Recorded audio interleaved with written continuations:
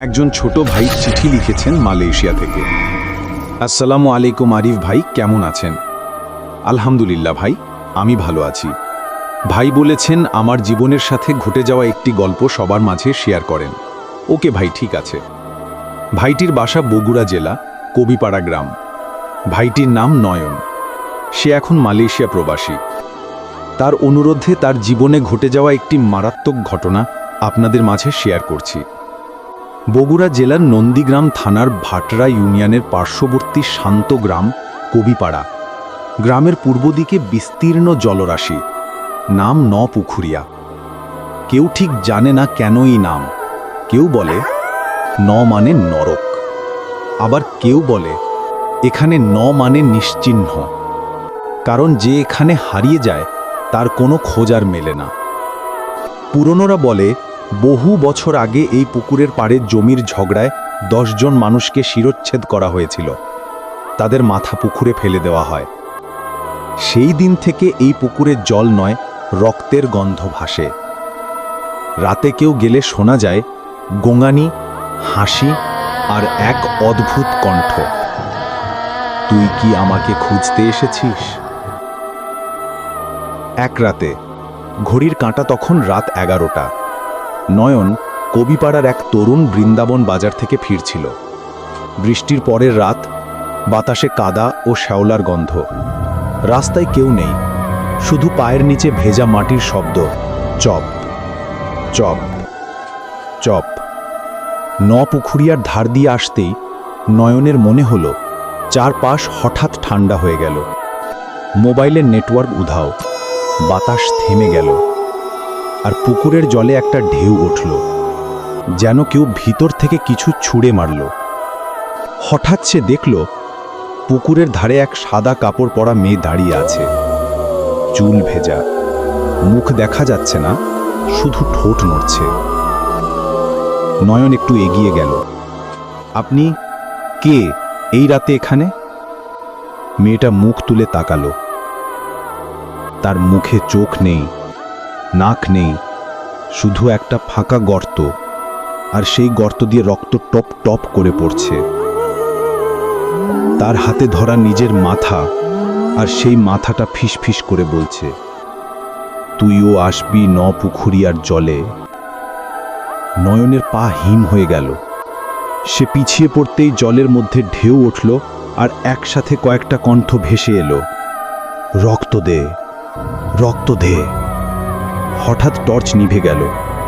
অন্ধকারে সে শুধু শুনতে পেল কেউ যেন তার কানে ফিস ফিস করে বলছে, তোর পেছনে দাঁড়িয়ে আছি। সে চিৎকার করে দৌড় দিল। পিছনে না তাকিয়ে দৌড়ে নিজের বাড়ি পৌঁছল, আর দরজা বন্ধ করেই মাটিতে পড়ে গেল। পরদিন সকালে নয়ন জ্বর নিয়ে পড়ে রইল। তার চোখ লাল, ঠোঁট শুকিয়ে গেছে। লোকজন বলে পুকুরের ছায়া লেগেছে। বৃদ্ধরা ধূপ জ্বালিয়ে তাবিজ দিল, কিন্তু নয়ন বারবার বলে, ওরা এখনো ডাকছে, ওরা জলের নিচে আছে। কেউ বিশ্বাস করল না, কিন্তু তার মা এক রাতে শুনল নয়নের ঘরে জল পড়ার শব্দ। ভেতরে ঢুকে দেখে বিছানার চারপাশে ভেজা পায়ের ছাপ, আর জানলার পাশে কাদা মিশে আছে, যেন কেউ ভেতরে ঢুকে গেছে জলে ভেজা শরীর নিয়ে।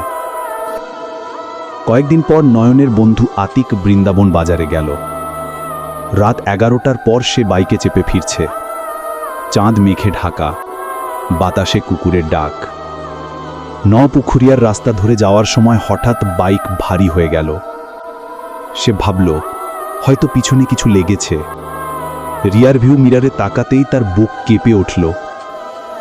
পিছনে বসে আছে এক মহিলা, সাদা কাপড় পরা, কিন্তু তার মাথা নেই, আর দুই হাতে সে নিজের মাথাটা ধরে আছে কোলে। চুল ভেজা, মুখে রক্ত ঝরছে। হঠাৎ সেই মাথাটা চোখ মেলে তাকালো আতিকের দিকে আর বলল, তুই নয়নের বন্ধু তাই না? তোরও রক্ত চাই। আতিক চিৎকার করে উঠল। বাইক নিজে থেকেই বন্ধ হয়ে গেল। পুকুরের ধারে বাতাস কেঁপে উঠল, আর পেছন থেকে আবার ফিসফিস, একজন গেল, এখন তুই। আতিক দৌড়াতে লাগলো। পিছন ফিরে না তাকিয়ে। পরদিন সকালে তার বাইক পাওয়া গেল পুকুরিয়ার জলে ডুবে, আর ট্যাঙ্কে লেগে আছে শুকনো রক্তের দাগ। এরপর থেকে গ্রামের মানুষ পুকুরিয়ার নামও উচ্চারণ করে না রাতে। যারা সাহস করে যায় তারা সকালে ফেরে চুপচাপ, মুখে কিছু বলে না। কেউ বলে রাতে পুকুরের মাঝখানে আলো জ্বলে, কেউ বলে জলে কারো হাত দেখা যায় ভেসে উঠতে। এক বৃদ্ধ বলল, ওরা এখন 10 জন না 11 হয়েছে। নয়ন আর আতিকের ছায়া যোগ হয়েছে। নয়ন এখন মালয়েশিয়ায়, কিন্তু মাঝরাতে ফোন করে কাঁদে, ভাই জানলার বাইরে কেউ দাঁড়ায়, জল ঝরছে, আমি ওদের দেখেছি। আজও যদি কেউ রাত 11টার পর পুকুরিয়ার ধারে যায়, শোনা যায় পুকুরের জল নিজে থেকেই নড়ে ওঠে, আর বাতাসে এক কণ্ঠস্বর ভেসে আসে, আমার মাথা ফিরিয়ে দে। লোকজন বলে যেদিন পুকুরে নতুন ঢেউ ওঠে সেই দিন গ্রামের কেউ না কেউ হারিয়ে যায়। কবিপাড়ার শিশুরা এখনও রাতে জানলার দিকে তাকিয়ে বলে, দেখ সাদা কাপড় উড়ছে। কিন্তু বড়রা বলে, চুপ, ওরা ডাকছে, উত্তর দিস না। পুকুরিয়া আজও আছে, জল আছে, কচুরিপানা আছে, কিন্তু ওর গভীরে আছে মাথাহীন আত্মাদের ঘর। তারা অপেক্ষা করে আর একজন নয়নের, আর একজন আতিকের। রাত 11টা বাজলেই বাতাসে ভেসে আসে সেই একটাই কণ্ঠ, তুইও একদিন আসবি পুকুরিয়ার জলে। গল্পটি যদি ভালো লেগে থাকে তাহলে আমার চ্যানেলটি লাইক ও সাবস্ক্রাইব করবেন প্লিজ। গল্পটি লেখেন মালয়েশিয়া প্রবাসী নয়ন ভাই। গল্প পাঠে সম্পূর্ণ কণ্ঠ আমার আরিফ।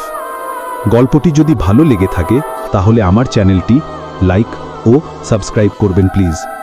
এর সাথে সম্পৃক্ত কোনো ঘটনা ঘটলে বা কারোর জীবনের সাথে মিলে গেলে ক্ষমার দৃষ্টিতে দেখবেন। গল্পটা শোনার জন্য আপনাদের অসংখ্য ধন্যবাদ। দেখা হবে পরের গল্পে। সবাই ভালো থাকবেন, সুস্থ থাকবেন। আল্লাহ হাফেজ।